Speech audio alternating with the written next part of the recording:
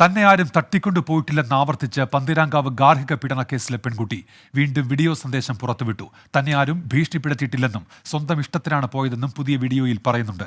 കടുത്ത സമ്മർദ്ദം ഒഴിവാക്കാനാണ് മാറുന്നത് എന്നാണ് പെൺകുട്ടിയുടെ വിശദീകരണം.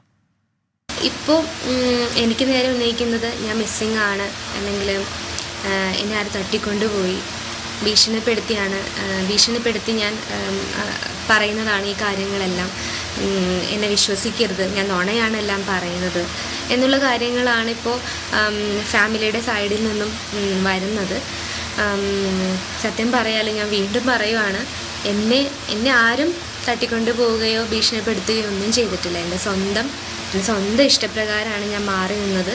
ആരും കൂടിയില്ല എന്ന് അറിയാം, അതായത് ഫാമിലിയുടെ സൈഡിൽ നിന്നൊരു സപ്പോർട്ട് കിട്ടില്ല എന്ന് എനിക്ക് അറിയാം. എന്നിട്ട് പോലും ഞാൻ ഇങ്ങനൊരു വീഡിയോ ചെയ്യാൻ ആഗ്രഹിക്കുന്നത് ഞാൻ പറയുന്നതാണ്. അതായത് എനിക്കറിയാം, എനിക്ക് ഉറപ്പുണ്ട് ഞാൻ പറയുന്ന കാര്യങ്ങളാണ് 100% അത് സത്യമാണെന്ന് എനിക്ക് 100% ഷുവറാണ്. അതുകൊണ്ടാണ് ഇങ്ങനൊരു വീഡിയോ ചെയ്യുന്നത്. അത് നിങ്ങൾക്ക് വേണമെങ്കിൽ ഇപ്പോൾ പന്തീരാങ്കാവ് പോലീസ് സ്റ്റേഷനിലെ CCTV ഫുട്ടേജോ അല്ലെങ്കിൽ എനിക്ക് ആദ്യം ട്രീറ്റ്മെൻറ്റ് കിട്ടിയ ബേബി മെമ്മോറിയൽ ഹോസ്പിറ്റലിലെ ഡിസ്ചാർജ് സമ്മറിയുടെ പ്രൂഫോ പരിശോധിച്ചാൽ അറിയാൻ പറ്റും. ഞാൻ ബാത്റൂമിൽ പോയപ്പോൾ എനിക്ക് ഒന്ന് ചെറുതായിട്ട് തല ഇറങ്ങണ പോലെ തോന്നി. ഞാൻ ഇങ്ങനെ തല ഇറങ്ങി ആ ഷവറിൻ്റെ ഹാൻഡിൽ എൻ്റെ തല ഇടിക്കുകയാണ് ചെയ്തത്. അങ്ങനെയാണ് തലയിൽ വന്ന മുഴ എന്ന് പറയുന്നത് അങ്ങനെയാണ് വന്നത്. കാരണത്ത് രണ്ട് പ്രാവശ്യം അടിച്ചു എന്നുള്ളത് ശരിയാണ്. മുഴ വന്നത് ഇങ്ങനെ ബാത്റൂമിൽ വീണിട്ടുള്ളതായിരുന്നു. അശ്വിൻ പാലാഴിയുണ്ട് കൊച്ചിയിൽ നിന്ന്. അശ്വിൻ, എന്തൊക്കെ കാര്യങ്ങളാണ് പെൺകുട്ടി പറയുന്നത്? നുണപരിശോധനയ്ക്ക് തയ്യാറാണെന്ന് പറയുന്നുണ്ടല്ലോ അശ്വിൻ.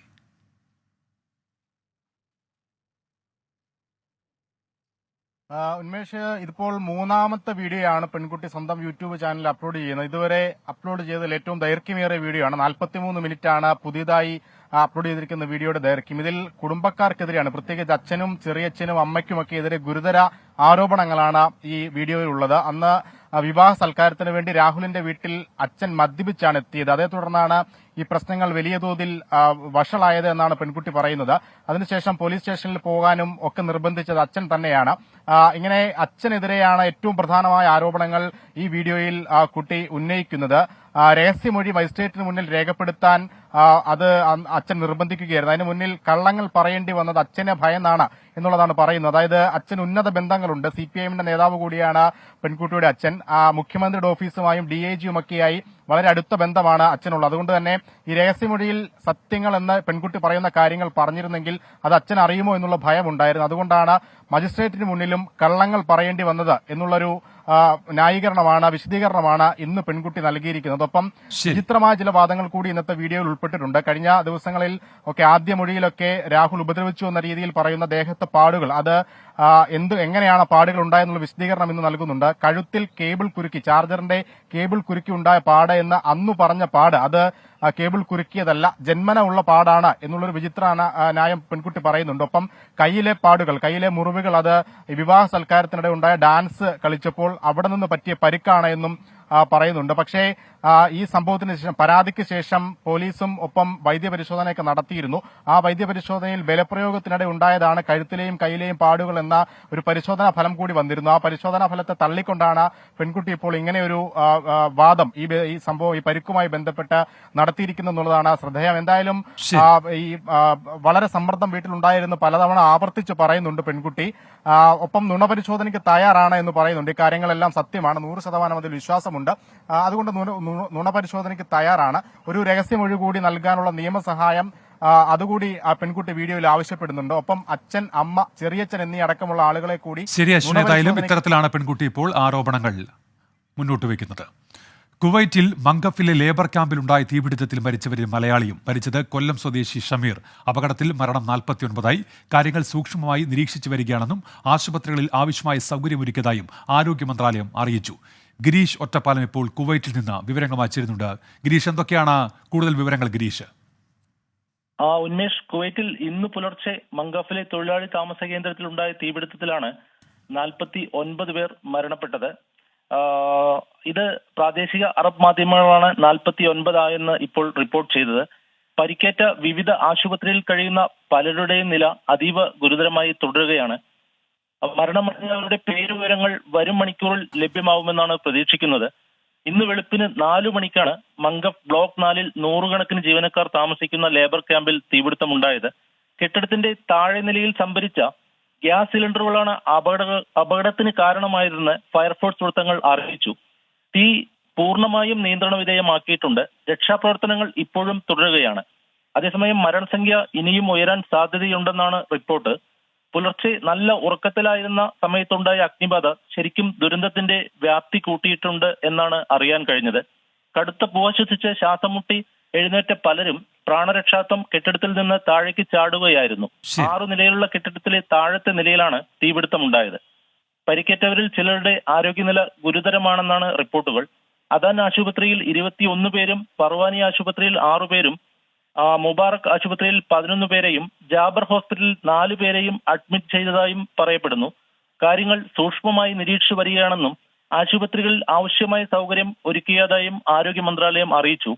ആഭ്യന്തരമന്ത്രി ഷെയ്ഖ് ഫഹദ് അൽ യൂസഫ് അൽ സബാഹ് അപകട സ്ഥലം സന്ദർശിച്ചിട്ടുണ്ട്. നിലവിൽ കെട്ടിടത്തിൽ നിന്ന് എല്ലാവരെയും ഒഴിപ്പിച്ചതായും അധികൃതർ അറിയിച്ചു. അപകടത്തിൽ പരിക്കേറ്റ് വിവിധ ആശുപത്രിയിൽ കഴിയുന്നവരെ ഇന്ത്യൻ സ്ഥാനപതി ആദർ സൈക്ക സന്ദർശിച്ചു. തുടർന്ന് ഇന്ത്യൻ എംബസിയുടെ നേതൃത്വത്തിൽ മരിച്ചവരെയും ഗിരീഷാണ് വിശദാംശങ്ങൾ നൽകിയത് കുവൈറ്റിൽ നിന്ന്. ഒഡീഷ സർക്കാരിന്റെ സത്യപ്രതിജ്ഞാ ചടങ്ങ് തുടങ്ങി. മുഖ്യമന്ത്രി മോഹൻ ചരൺ മാജി, ഉപമുഖ്യമന്ത്രിമാരായ കനക് വർദ്ധൻ സിംഗ് ദിയോ, പ്രവതി പരീദ എന്നിവർ സത്യപ്രതിജ്ഞ ചെയ്യും. ബൽറാം നെടുങ്ങാടി ഇപ്പോൾ വിശദാംശങ്ങളുമായി ചേരുന്നുണ്ട്. ബൽറാം, ഈ സത്യപ്രതിജ്ഞാ ചടങ്ങ് തുടങ്ങിയോ? ഒഡീഷയിലെ ആദ്യ BJP സർക്കാരിന്റെ സത്യപ്രതിജ്ഞാ ചടങ്ങ് ആരംഭിച്ചിരിക്കുകയാണ്.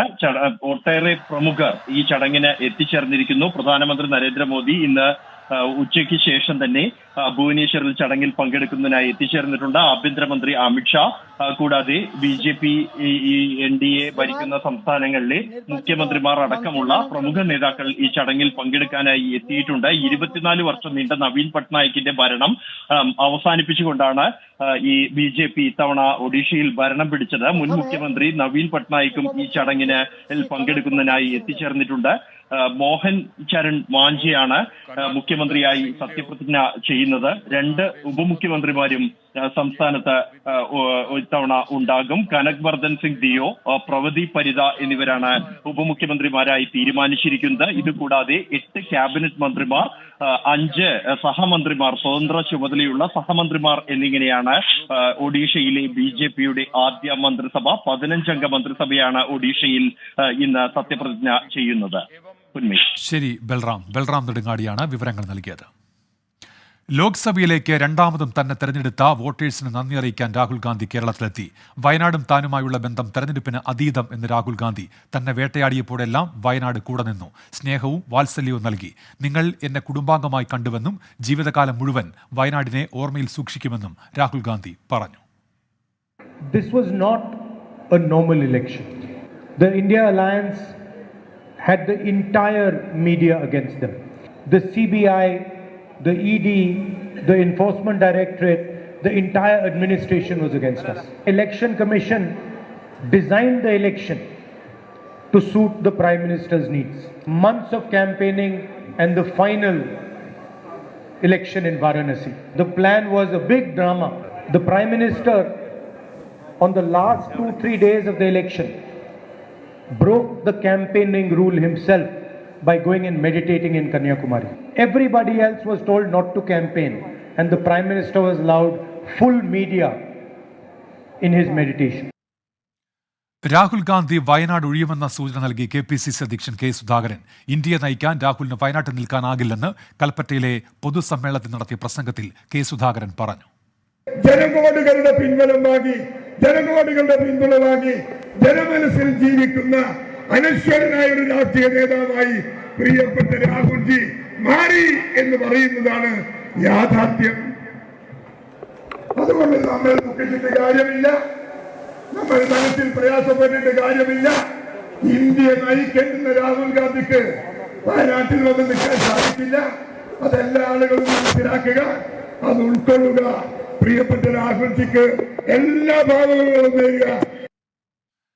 കൽപ്പറ്റയിലും എടവണ്ണയിലും പൊതുസമ്മേളനങ്ങളിൽ രാഹുൽ ഗാന്ധി പങ്കെടുത്തു. വിവരങ്ങളുമായി സുർജിത്ത് അയ്യപ്പത്ത് ഇപ്പോൾ ചേരുന്നുണ്ട്. സുർജിത്ത്, രാഹുൽ ഗാന്ധി വയനാട്ടിൽ, അദ്ദേഹം വയനാട് ഒഴിയാൻ പോവുകയാണല്ലോ. എന്തൊക്കെയാണ് വിവരങ്ങൾ സുജിത്ത്?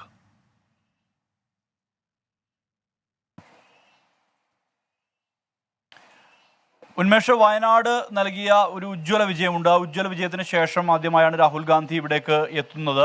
രണ്ടിടങ്ങളിലായിരുന്നു പൊതുസമ്മേളനങ്ങൾ. ഒന്ന് മലപ്പുറം ജില്ലയിലെ എടവണ്ണയിലും മറ്റൊന്ന് കൽപ്പറ്റയിലുമായിരുന്നു. രണ്ടിടത്തും വലിയ ഊഷ്മളമായ സ്വീകരണമാണ് രാഹുൽ ഗാന്ധിക്ക് ലഭിച്ചത്. പ്രസംഗത്തിലുടനീളം പ്രധാനമന്ത്രി നരേന്ദ്രമോദിയെയും ഒപ്പം തന്നെ BJPയെയും കടന്നാക്രമിച്ചുള്ള പ്രസംഗമാണ് രാഹുൽ ഗാന്ധി നടത്തിയത്. പലപ്പോഴും പല ഘട്ടങ്ങളിലും ഭരണഘടന ഉൾപ്പെടെയുള്ള വിഷയങ്ങൾ ചൂണ്ടിക്കാട്ടി ഭരണഘടനയെ ഇല്ലാതാക്കാൻ ശ്രമിച്ചവർ പോലും ഭരണഘടനയെ വണങ്ങുകയാണ് ഇത്തവണ ഉണ്ടായത്. എന്തായാലും ഇന്ത്യ സഖ്യത്തിന്റെ അടിയേറ്റാണ് നിലവിലെ സർക്കാർ ഉൾപ്പെടെയുള്ള കാര്യങ്ങൾ അദ്ദേഹം പ്രസംഗത്തിലുടനീളം ഉന്നയിച്ചു. അതേസമയം എല്ലാവരുടെയും ഒരു ആകാംക്ഷ എന്ന് പറയുന്നത് അദ്ദേഹം റായ്ബറേലിയിലോ വയനാട്ടിലോ തുടരുക എന്നുള്ളതായിരുന്നു എല്ലാവരുടെയും ആകാംക്ഷ. അതിനെ പൂർണ്ണവിരാമം ഇടാൻ രാഹുൽ ഗാന്ധി തയ്യാറായിട്ടില്ല എന്നുള്ളതാണ് പ്രസംഗത്തിലുടനീളം. പക്ഷേ ഇവിടെ നിന്നും വിടുമെന്നുള്ള സൂചന നൽകുന്ന വിധത്തിലുള്ള ചില പ്രയോഗങ്ങൾ പ്രസംഗത്തിലുടനീളം ഉണ്ടായിരുന്നു. വയനാടുമായുള്ള ബന്ധം അത് കേവലം വോട്ട് ബന്ധം മാത്രമല്ല തനിക്ക് വയനാടുമായി ഉള്ളത് എന്നുള്ളത് അദ്ദേഹം ആവർത്തിക്കുന്ന നിലയാണ് സ്വീകരിച്ചത്. അതോടൊപ്പം തന്നെ ഇവിടുത്തെ മണ്ഡലം വിടുന്ന കാര്യത്തിൽ പലതരത്തിലുള്ള ചർച്ചകളും നടക്കുന്നുണ്ട്. ഇക്കാര്യത്തിൽ തീരുമാനമെടുക്കേണ്ടത് താനാണെന്നും താൻ അത്തരം തീരുമാനത്തിലേക്ക് എത്തിയിട്ടില്ല എന്നുള്ള തരത്തിലുള്ള കാര്യം കൂടി പറഞ്ഞാണ് അദ്ദേഹം പ്രസംഗം അവസാനിപ്പിച്ചത്. പക്ഷേ KPCC പ്രസിഡന്റ് K. സുധാകരൻ പറഞ്ഞ കാര്യം അദ്ദേഹം സ്വാഗത പ്രസംഗത്തിന് ശേഷം അദ്ദേഹം പ്രസംഗിച്ചു. അതിനുശേഷം അദ്ദേഹം പറഞ്ഞ കാര്യം രാഹുൽ ഗാന്ധി ഇന്ത്യയെ നയിക്കേണ്ടയാളാണ്. അദ്ദേഹത്തിന് വയനാട് നിൽക്കുക അല്ലെങ്കിൽ വയനാട്ടിൽ നിൽക്കുക എന്നുള്ളത് പ്രായോഗികമല്ല. അതുകൊണ്ട് തന്നെ എല്ലാവരും ആ അർത്ഥത്തിൽ അത് മനസ്സിലാക്കണം എന്നുൾപ്പെടെയുള്ള പ്രയോഗങ്ങളാണ് നടത്തിയത് K. സുധാകരൻ. ഏതായാലും ആ സൂചന നൽകിയായിരുന്നു K. സുധാകരന്റെ പ്രസംഗം. തിരുവനന്തപുരത്ത് വിദ്യാർത്ഥിനിയുടെ തലമുടി ഷവർമ മെഷീനിൽ കുടുങ്ങി അപകടം. പാളയം നൂർമഹൽ ഹോട്ടലിലാണ് സംഭവം. നിലമേൽ NSS കോളേജ് വിദ്യാർത്ഥിനി അധീഷയുടെ മുടിയാണ് മെഷീനിൽ കുടുങ്ങിയത്. ഫയർഫോഴ്സ് എത്തി മുടി മുറിച്ച് വിദ്യാർത്ഥിനിയെ രക്ഷപ്പെടുത്തി. ഹരികൃഷ്ണനുണ്ട് തിരുവനന്തപുരത്ത് നിന്ന്. ഹരികൃഷ്ണൻ, എന്തൊക്കെയാണ് വിവരങ്ങൾ? ഉന്മേഷ്, ഇന്ന് ഉച്ചയ്ക്ക് 12:30 കൂടിയാണ് ഈ സംഭവം ഉണ്ടാകുന്നത്. അതായത് ഈ കോളേജ് വിട്ട് വരികയായിരുന്ന നിലവിലെ NSS കോളേജിലെ വിദ്യാർത്ഥിയാണ് ഈ അധീഷ.